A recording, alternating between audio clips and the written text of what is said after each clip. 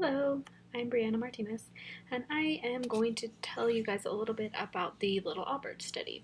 The Little Albert study was conducted by Watson and Rayner, and in this study they used Ivan Pavlov's classical conditioning, which I'm sure you have heard a little bit about, to create this experiment. The experiment went as follows.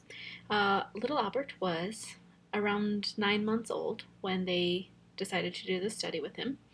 And their study was to have him have a unconditioned response when he saw a white object. And then this white object was, in this case, a rat, a white rat.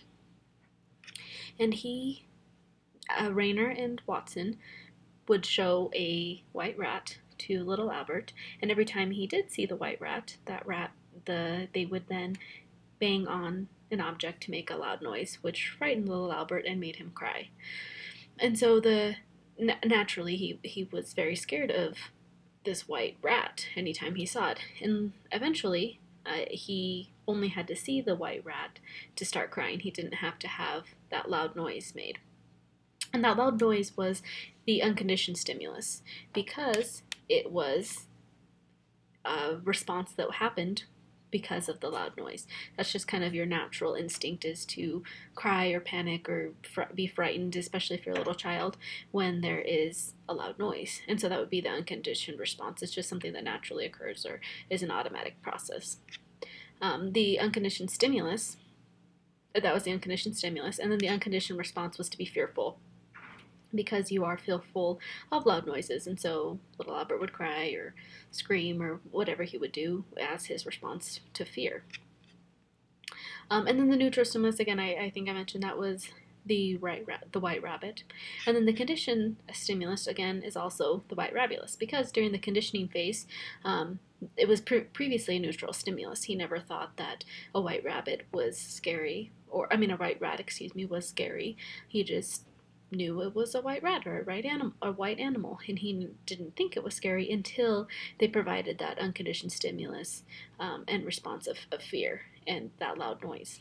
So that became a conditioned stimulus, which was once a neutral stimulus, then became a conditioned stimulus, which was triggered with the loud noise. And then after conditioning, you create that conditioned response, which is fear. So now he used to associate the loud noise with fear, which is the unconditioned stimulus and the unconditioned response. And now little Albert associated the conditioned stimulus with the conditioned response. So the conditioned stimulus being the white rat and the conditioned response being fear. So it kind of switched from loud noise to the white rat. So he associated those two things together in that unconditioned, in that response that he had. So there are three phases to a conditioned a classical conditioning process. So before the conditioning, which was just the planning of the neutral stimulus, and then the unconditioned stimulus and unconditioned response, and then during condition is when you institute the conditioned stimulus, and then after conditioning, which is the conditional response.